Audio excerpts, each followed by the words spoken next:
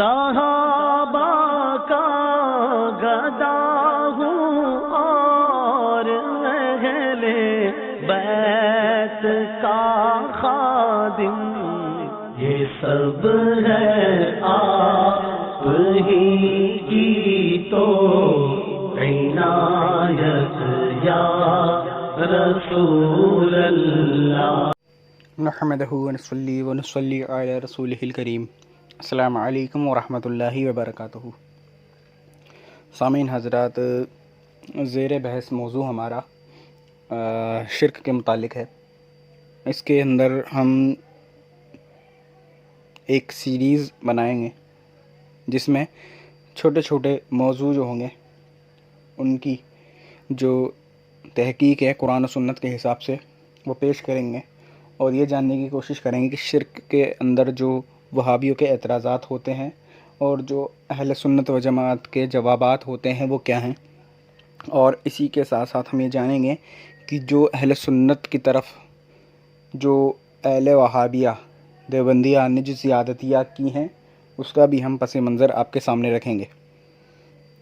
بہت سی ویڈیو سامنے آئیں اور حسب فرمائش اس ویڈیو کو ریکارڈ کیا جا رہا ہے اور آپ کے سامنے پیش کیا جا رہا ہے کہ جو مین اعتراض ہے وہ یہ کیا گیا کہ کسی بھی اولیاء کرام سے مدد مانگنا یا انبیاء کرام سے مدد مانگنا اللہ تبارک و تعالیٰ کے سوا وہ ما فوق الاسباب، یعنی کہ اسباب جو اس کے ہونے کے چانسز ہیں، اس کی پاسبلٹیز ہیں، اس کے اسباب ہیں، اس کے بعد اس کے ایکسٹرا ہونے میں وہ کیا دلائل ہیں جو اہل سنت پیش کرتے ہیں۔ وہابیہ کا اعتراض ہے کہ جو اسباب کے تحت ہوتے ہیں مدد وہ تو جائز ہے، لیکن فوق الاسباب جو مدد ہوتی ہے وہ ناجائز ہوگی، وہ شرک ہوگی۔ اس بات کو ایسے سمجھ لیجئے کہ ہم نے ان پہ یہ اعتراض کیا کہ کھانا پینا تم اپنے ماں باپ سے مانگتے ہو، ڈاکٹر کے پاس جاتے ہو تو دوا اس سے مانگتے ہو، شفا اس سے مانگتے ہو، تو وہ شرک کیوں نہیں ہوتا؟ اگر ہم وہی کام ولی اللہ سے یا انبیاء کرام سے اگر مانگتے ہیں تو وہ شرک کیوں ہو جاتا ہے؟ تو وہ کہتے ہیں کہ یہ سبب کے تعلق سے ہے، کہ ایسی کوئی چیز، ایسی کوئی مطالبہ کرنا جو کہ سبب سے حاصل ہو سکے، ما تحت الاسباب ہو، تو وہ چیز جائز ہوگی، اور ایسی کوئی چیز جو کہ سبب سے حاصل نہ ہو سکے، جیسے کوئی دبئی میں بیٹھا ہے اور آپ یہاں سے بولیں کہ مجھے کھانا دو، تو وہ کیسے کھانا دے گا؟ تو وہ اسباب کے ایکسٹرا چلا گیا، اسباب کی جو حد تھی اس سے باہر چلا گیا، اسی لیے وہ چیز اب شرک ہو جائے گی۔ اس چیز کو وہابیہ کہتے ہیں کہ وہ اللہ تبارک و تعالیٰ سے مانگنی چاہیے جو اسباب سے الگ ہو۔ تحت الاسباب جو ہے وہ جائز ہے، اور ما فوق الاسباب جو فوق الاسباب ہے وہ ناجائز ہے، وہ شرک ہے۔ تو اسی کی تفتیش میں میں آپ کے سامنے پیش کرتا ہوں کہ وہابیوں کا پرانا شیوا رہا ہے کہ وہ اہل سنت پر، مسلمانوں پر کافروں والی جو آیتیں ہوتی ہیں وہ فٹ کرتے ہیں۔ اچھا، ان کے پاس کوئی دلیل نہیں ہے اس چیز کی، ما فوق الاسباب اور تحت الاسباب کی کوئی دلیل نہیں ہے، کہ کوئی قرآن و سنت احادیث مبارکہ سے، تفاسیر سے کوئی سی بھی یہ دلیل نہیں لا سکتے کہ فوق الاسباب اور تحت الاسباب میں مدد جائز، ناجائز، شرک اور غیر شرک رہے گی۔ اور شرک رہے گی تو پھر کون سا شرک رہے گی؟ شرک اکبر رہے گی یا شرک اصغر رہے گی؟ اور کس شان الوہیت کے یہ منافی ہے، یہ بھی اس چیز کا جواب نہیں دے سکتے۔ قیامت تک کا چیلنج ہے، کوئی بھی وہابی آپ سے ما فوق الاسباب یا ما تحت الاسباب کا فرق کرے تو اس سے آپ قرآن و سنت سے دلیل مانگے۔ قرآن و سنت میں ایسی کوئی دلیل ہے ہی نہیں جس سے ما فوق الاسباب اور ما تحت الاسباب کے اوپر کوئی بات کری جا سکے۔ یہ ان کی اپنی طرف سے من گھڑت ہے۔ اب یہ من گھڑت کیوں ہے وہ میں آپ کو بھی قرآن سے ثابت کروں گا کہ وہ من گھڑت کیوں ہے، اور یہ لا نہیں سکتے دلیل۔ کیوں؟ کیونکہ قرآن میں اس کی نص موجود ہے۔ جب نص موجود ہے تو ان کا دلیل اس کے الٹ لا دینا ناممکن ہے، کیونکہ قرآن حق ہے، اس کے خلاف جو آئے گا وہ باطل ہوگا، نہ کہ قرآن باطل ہو جائے گا معاذ اللہ۔ تو بخاری شریف میں جو حدیث شریف ہے وہ حضرت حذیفہ سے ہے، اور بخاری شریف جلد 2 میں حضرت ابن عمر کا جو قول ہے وہ نقل ہے۔ اس میں یہ کہ حضرت حذیفہ رضی اللہ تعالیٰ عنہ بیان کرتے ہیں کہ رسول اللہ صلی اللہ علیہ وسلم نے فرمایا، بے شک مجھے جس چیز کا تم پر خدشہ ہے وہ ایک ایسا آدمی ہے جس نے قرآن پڑھا، یہاں تک کہ جب اس پر اس قرآن کا جمال دیکھا گیا، اور وہ اس وقت تک جب تک اللہ نے چاہا اسلام کی خاطر دوسروں کی پشت پناہی بھی کرتا رہا، پس وہ اس قرآن سے دور ہو گیا اور اس کو اپنی پس پشت پیچھے پھینک دیا، اور اپنے پڑوسی پر، دھیان رکھیے آگے کے الفاظ، کہ اپنے پڑوسی پر تلوار لے کر چڑھ دوڑا اور اس پر شرک کا الزام لگایا۔ دھیان رکھیے یہ حضرت حذیفہ سے ہے روایت۔ حضرت حذیفہ حضور علیہ الصلاۃ والسلام کے رازدار ہیں، بہت سے راز حضور علیہ الصلاۃ والسلام نے حضرت حذیفہ کو عطا فرمائے تھے، اور وہ کوئی سے صحابی رسول نہیں جانتے تھے۔ آپ کو منافقین کے نام بتاتے، مشرکین کے نام بتاتے، مسلمانوں میں جو مسلمانوں کا کلمہ پڑھتے تھے پر وہ تھے منافق، ان کے نام حضرت حذیفہ بن یمان رضی اللہ تعالیٰ عنہ کو اللہ کے رسول علیہ الصلاۃ والسلام نے بیان فرما دیے تھے۔ اگر اس کا ایک اور یہ ہے کہ جب حضرت عمر رضی اللہ تعالیٰ عنہ جو نماز جنازہ کسی کی پڑھتے تو حضرت حذیفہ کو دیکھتے کہ اگر وہ اس شخص کی نماز جنازہ میں ہوتے تو وہ سمجھ جاتے کہ یہ مسلمان ہے، اور جب کسی شخص کی نماز جنازہ میں حضرت حذیفہ رضی اللہ تعالیٰ عنہ نہیں ہوتے تھے تو وہ بھی نماز جنازہ نہیں پڑھتے تھے، وہ سمجھ جاتے تھے کہ اس کے کردار میں کچھ کمی بیشی ہے۔ تو وہ حضرت حذیفہ بیان کرتے ہیں، کیا بیان کرتے ہیں کہ وہ جو شخص ہوگا قرآن خوب پڑھے گا، جیسے کہ آج کل وہابیہ کا دورہ چل رہا ہے کہ وہ قرآن جو ہے بالکل قرآن کرتے ہیں، دلیل نہیں ہوتی ان کے پاس، قرآن کرتے ہیں بس دلیل نہیں ہوگی، کیونکہ حضور نے فرما دیا کہ ان کے حلق سے قرآن نیچے نہیں اترے گا، صحیح احادیث میں آ چکا۔ لیکن اب اس حدیث میں کیا ہے کہ قرآن پاک جو ہے وہ پڑھا کرے گا، لیکن اس کو کیا کر دے گا، وہ پسے پوچھ ڈال دے گا، پڑھے گا تو پر سمجھے گا نہیں۔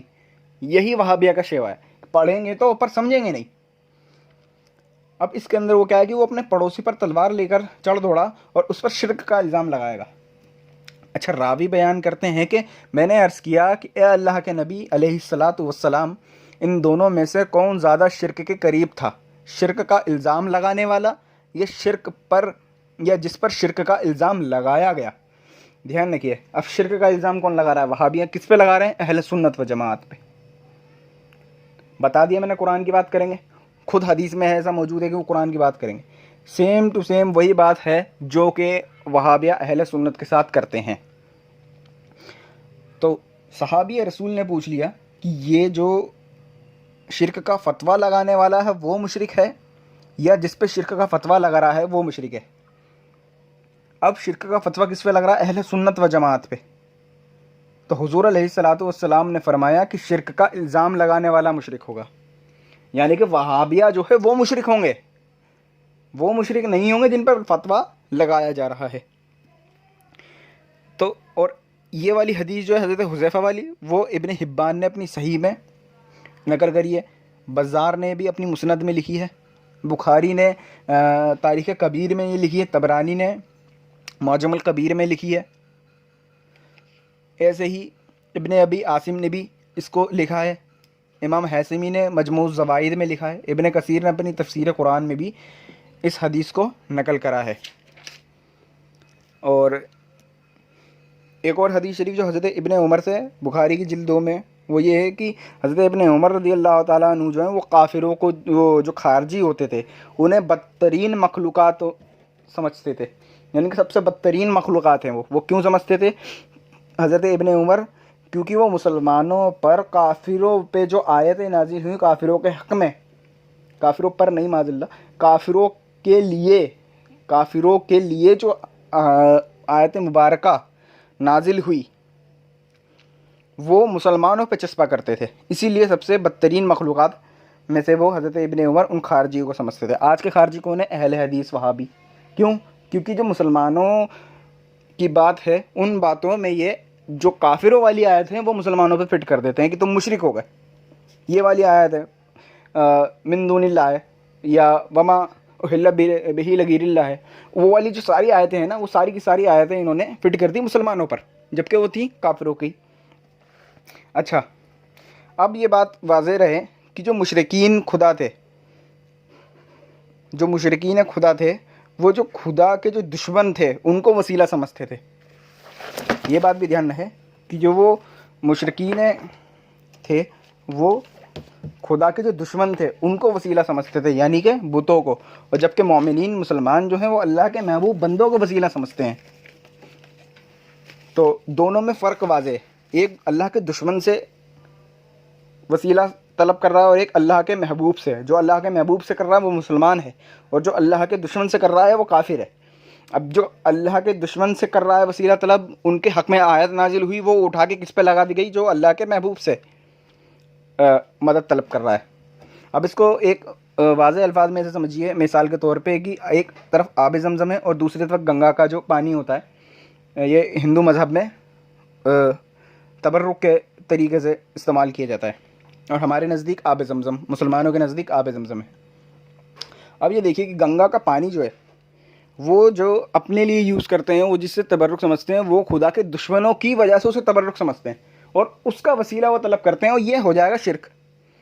لیکن جب بندہ مسلمان آب زمزم یوز کرتا ہے تو وہ اللہ کے محبوب بندے کے جو ایڑیاں ہیں اس سے نکلا پانی ہے، وہ متبرک ہے، اس کو یوز کر رہا ہے، تو وہ جو پانی ہے آب زمزم وہ مبارک پانی ہے، اور جو گنگا کا پانی ہے وہ مبارک نہیں ہے.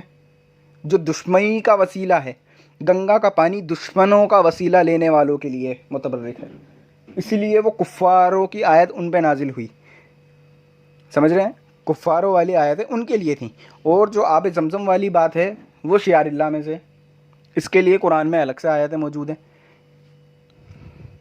ہمارے لیے مکہ مدینہ متبرک جگہیں ہیں، ان کے لیے بنارس کاشی وغیرہ جو جگہیں یہ ہیں. ہمارے لیے مقام ابراہیم سنگ اسود پتھر ہے، لیکن ہمارے لیے مبارک ہے، اور بت کا پتھر جو ہوتا ہے وہ ان کے لیے مبارک ہوتا ہے، لیکن ہمارے لیے وہ کفر اور ضلالت کے سوا کچھ نہیں ہے، وہ اللہ کے دشمنوں کا پتھر ہے، تو اس لیے وہ شرک ہے. اور جب اللہ کے محبوب کا پتھر ہوگا مقام ابراہیم سنگ اسود تو وہ مومنین کا ہوگا، وہ مسلمانوں کا ہوگا، اور زیادہ پکا مسلمان وہ ہے جو مقام ابراہیم اور سنگ اسود کے ساتھ ہے. تو جو بت کا پتھر ہے وہ والی آیت کا اٹھا کے مقام ابراہیم اور سنگ اسود پہ لگا دینا جس طریقے سے جائز نہیں ہے، اسی طریقے سے محبوبین کے اوپر مشرکین والی آیتیں لگانا بھی صحیح نہیں ہے. دوسری بات، جو مشرکین تھے وہ بتوں کو اللہ کے مقابل سیم صفات والا مانتے تھے، جبکہ مسلمانوں کا یہ عقیدہ نہیں ہے، بلکہ یہ ہے کہ رب نے جتنا دیا ہے ولی کے پاس اتنا ہی ہے، پر وہ دیا کتنا ہے وہ قرآن میں ڈسکس ہوا ہے. اب وہ کیسے ڈسکس ہوا ہے؟ وہ ایسے ڈسکس ہوا ہے کہ عیسیٰ علیہ السلام کو وہ معجزہ دیا گیا جس سے وہ آپ باذن اللہ مردوں کو زندہ کر دیا کرتے تھے، اندھوں کو، کوڑیوں کو ٹھیک کر دیا کرتے تھے، مٹی کو پھونک مارتے تو وہ پرندہ بن جاتا تھا زندہ. یہ سب کام باذن اللہ ہوتے تھے. اور ہاں اس چیز کو یہ بات سمجھ لیجئے، یہ جو میری جتنی ڈسکشن کری ہے یہ فوق الاسباب اور تحت الاسباب کے رد پہ کری ہے.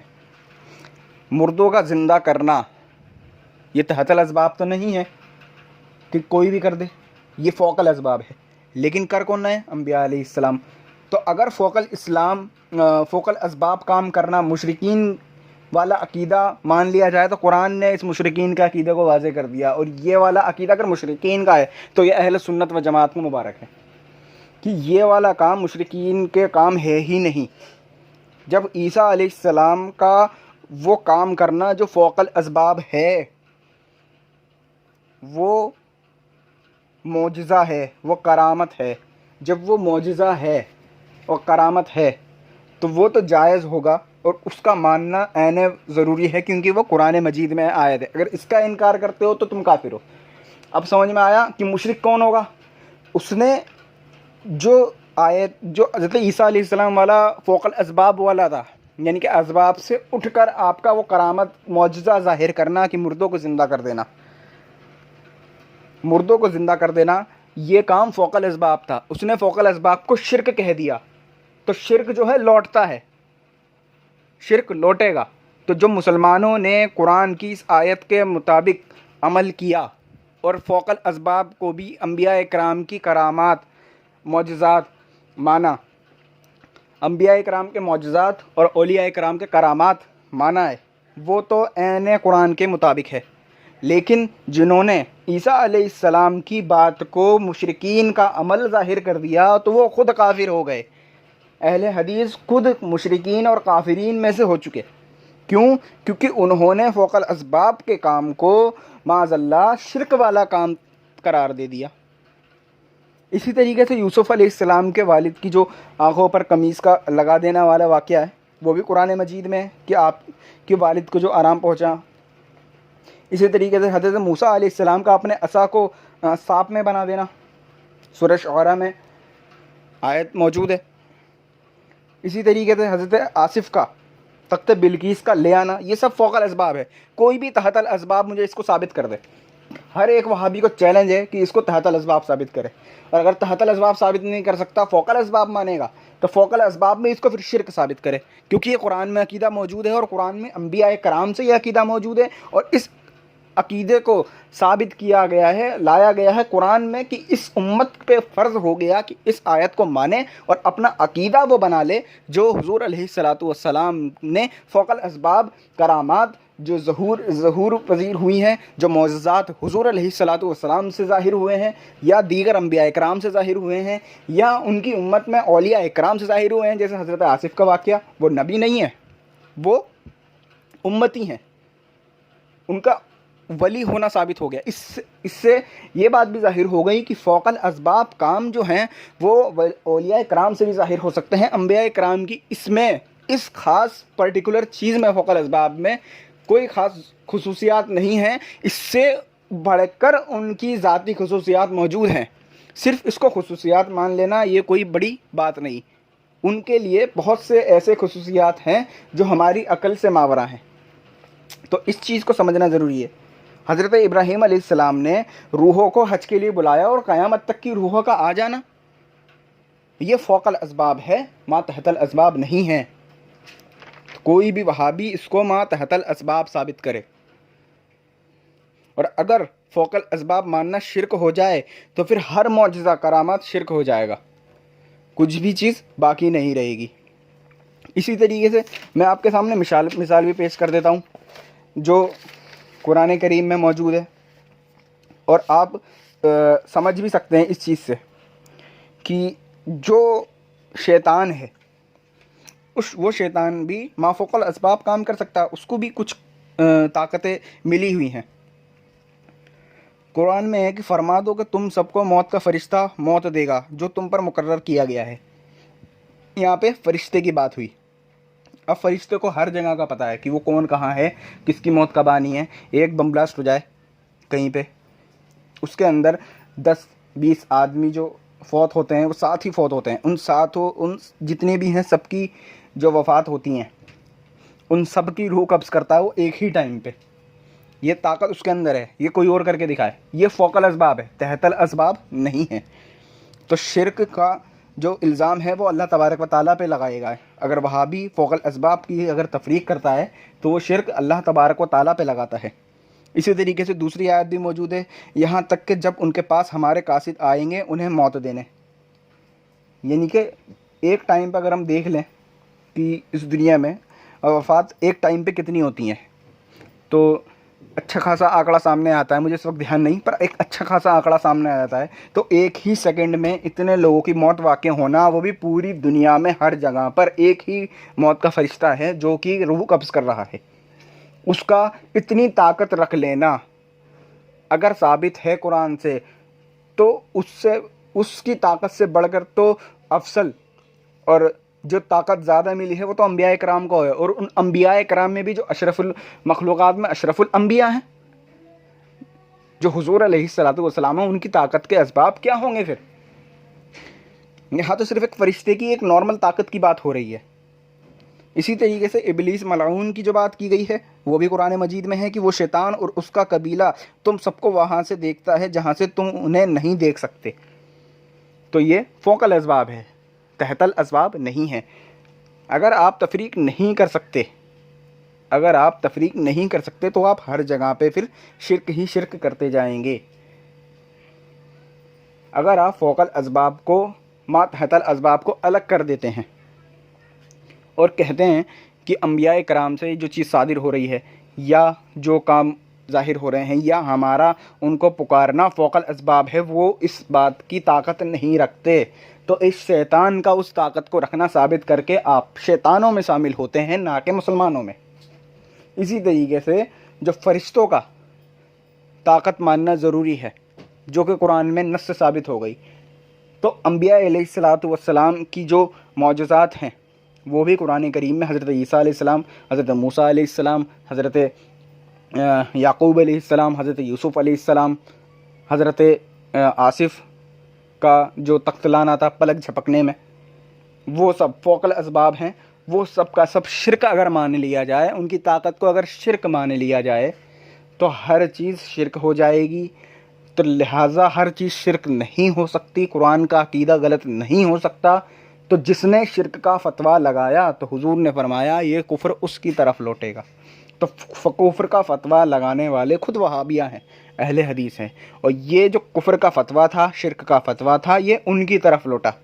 اور یہ بات بھی غور کیجیے کہ جو احادیث مبارکہ ہے اس کے اندر بدعت کا الزام نہیں ہے، اس کے اندر کفر کا الزام نہیں ہے، اس کے اندر شرک کا الزام ہے.